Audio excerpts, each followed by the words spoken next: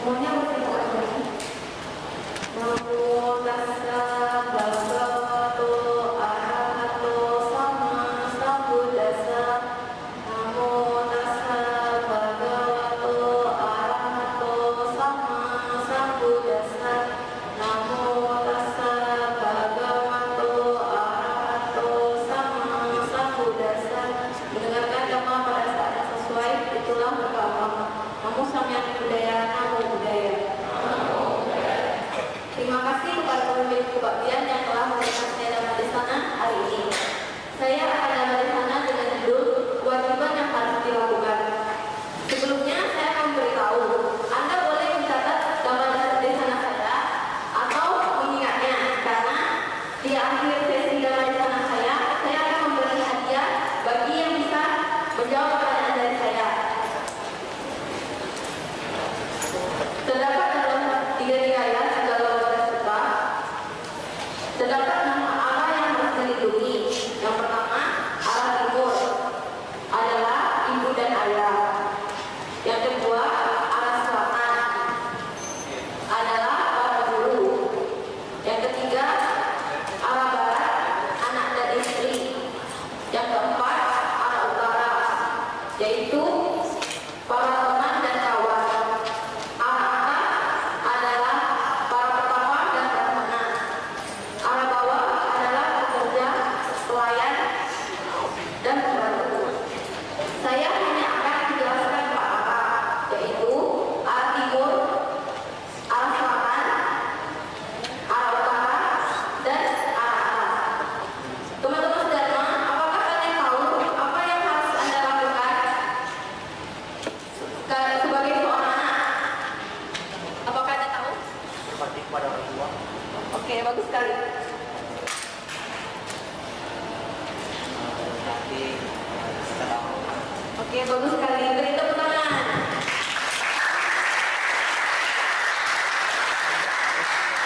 Ada 5 hal yang harus Anda lakukan sebagai seorang anak kepada orang tua Anda.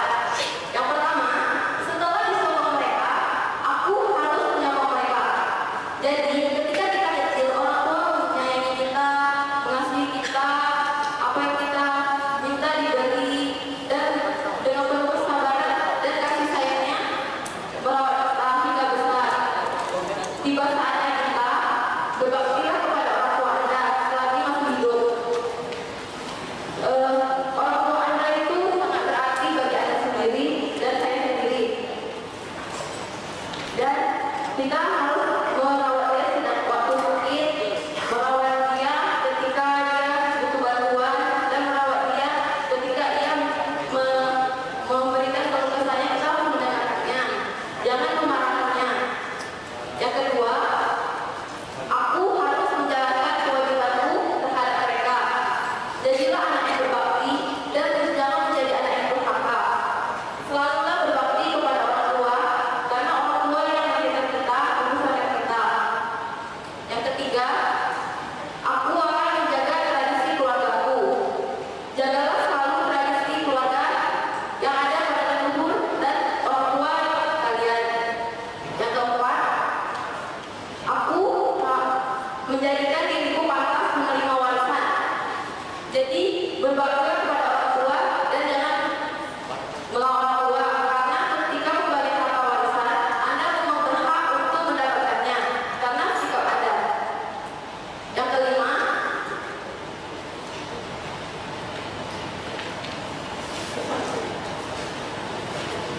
setelah orang tua meninggal, aku akan memberi persembahan uang bagi mereka. Selalulah setelah kebaktian, Anda selalu melimpahkan jasa kepada orang tua Anda, kepada leluhur Anda yang telah meninggal, supaya terakhir di alam yang berbahagia. Itulah kewajiban yang harus dilakukan kita sebagai anak kepada orang tua kita, dan orang tua kita akan membalas. Yang pertama, apakah mau ditanya dulu? Ai, kewajiban yang Ai lakukan kepada anak Ai apa?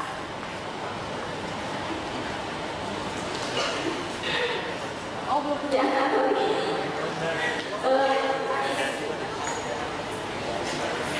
Kewajiban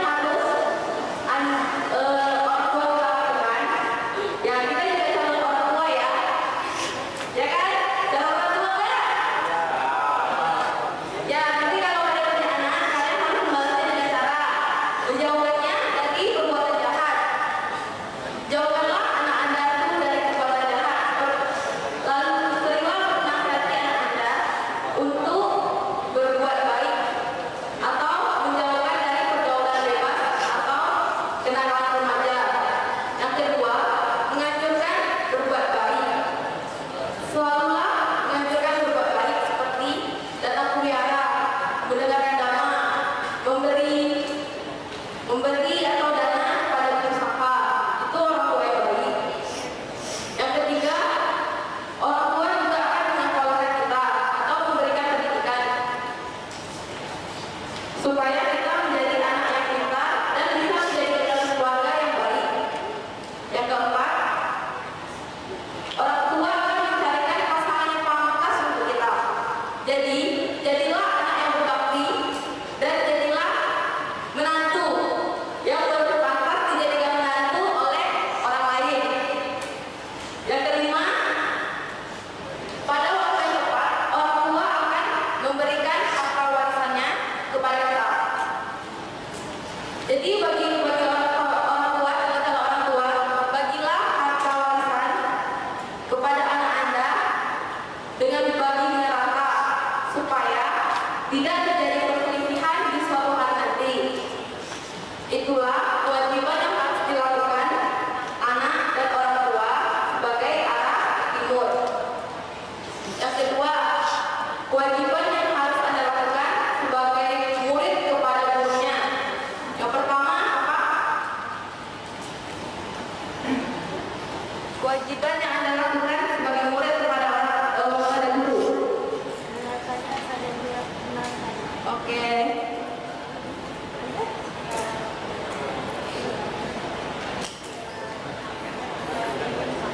Oke, terima kasih. Tepuk tangan.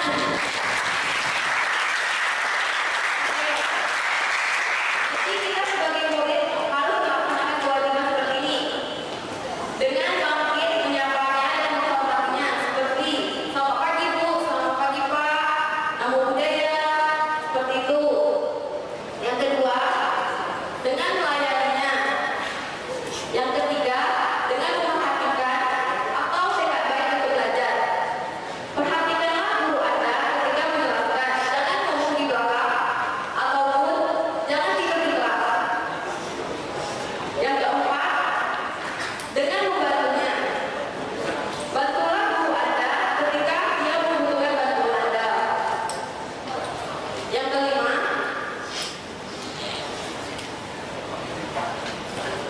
dengan menguasai keterampilan yang diajarkan. Jadi Anda sebagai murid setidaknya menguasailah keterampilan yang diajarkan oleh orang tua, oleh guru Anda. Karena guru Anda memberikan yang terbaik untuk Anda. Itulah kewajiban yang harus kita lakukan sebagai murid kepada guru sebagai arah teladan. Dan ada pun 5 hal yang harus kita lakukan kita sebagai teman dan kita melakukan aktivitas seperti ini. Yang pertama, dengan pemberian atau memberi bantuan. Memberikanlah bantuan kepada teman yang Anda membutuhkan, seperti terjadi bencana alam. Anda bisa membantu meringankan bebannya dengan cara memberikan dana sembako dan lain sebagainya. Yang kedua, dengan ramah-ramah. Jangan menyinggung perasaan teman Anda. Selalulah berucap yang baik-baik saja. Yang ketiga, dengan menjaga kesejahteraan mereka. Yang keempat, memperlakukan mereka seperti memperlakukan diri sendiri. Kalian ingin dihargai enggak? Maka hargailah orang lain. Kalian ingin dihormati? Maka hormatilah orang lain. Jangan meremehkan orang lain. Jangan menghina orang lain juga. Yang kelima, menepati janji. Selalulah tepati janji kepada teman Anda. Karena kepercayaan seseorang harus dijaga. Jika Anda tidak bisa menepatinya, Anda tidak boleh mengingkarinya dengan memberi janji palsu. Itulah kewajiban yang harus Anda lakukan kepada teman Anda. Dan terdapat 5 hal yang harus kita lakukan kepada orang terdekat dan dekat mana. Yang pertama, bersikap baik dalam perbuatan atau jasmani.